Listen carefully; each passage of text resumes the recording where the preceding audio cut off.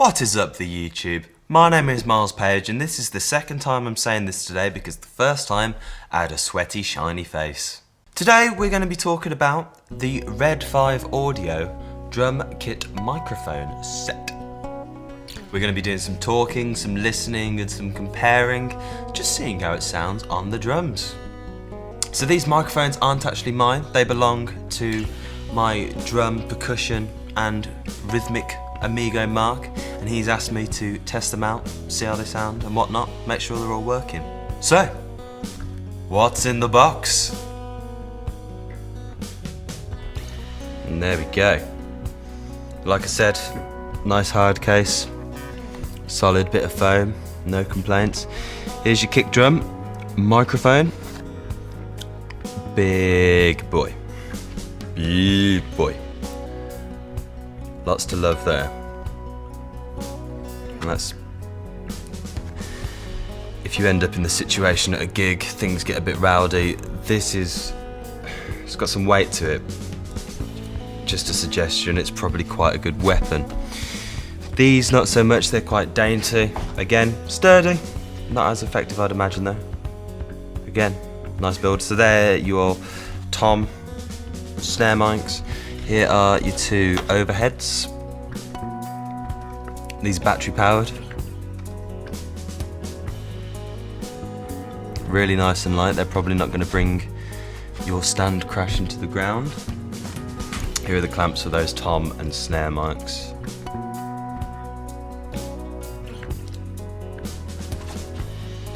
Windshields, clamps, and that's your lot. So before we get going, I should point out that as this is a second-hand set, I already know that one of the overhead pencil condensers does not work. So for all the testing, I'm going to be just going for a mono overhead, which might be to your benefit in the live situation or maybe even a studio situation.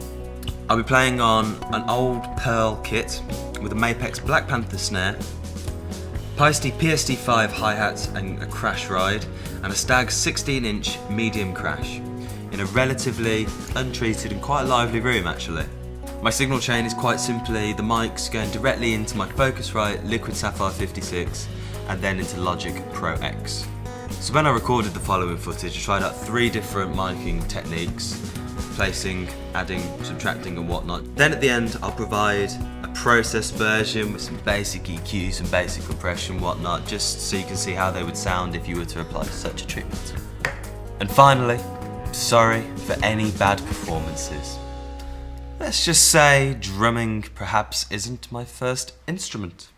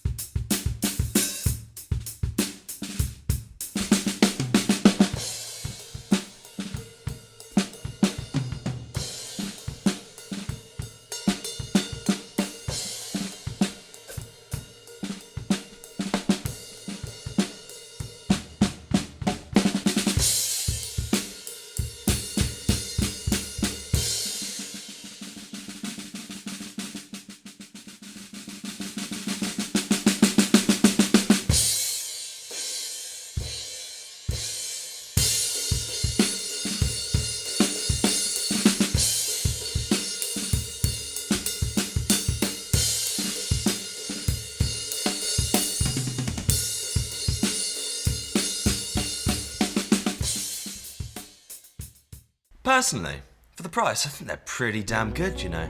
For 100 to 150 quid, you get a pretty reasonable set of microphones that will capture your kit quite nicely, I think.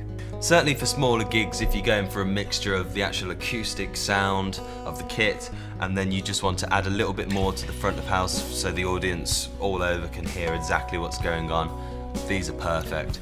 And I think for larger scale gigs, if you want to start building up, this is a really good starting point where you might want to add, say, different overheads at a later point, something to get a different sort of character. You know, it's a good starting point there as well. So the one tiny little snag that I found along the way was the actual clamps that you use to attach the mics to the toms or the snares. You see, they're quite tall, so it's quite easy to adjust the distance between the microphone and the batter head of the drum. Quite a lot of variety you can get there, and they attach relatively well. Problem being is that they are so big is that when your kit is quite tightly put together, as was in my case, I found that positioning was awkward without actually hitting them whilst you're performing. And as you may know, hitting a mic with a stick is never good. Anyway, that's all I've got for you guys today. So how did you think they sounded? Good or bad? Bad or good? Any questions, please let me know in the comments section below. Until next time, I've been Miles Page. Thanks for watching. Au revoir. Au revoir.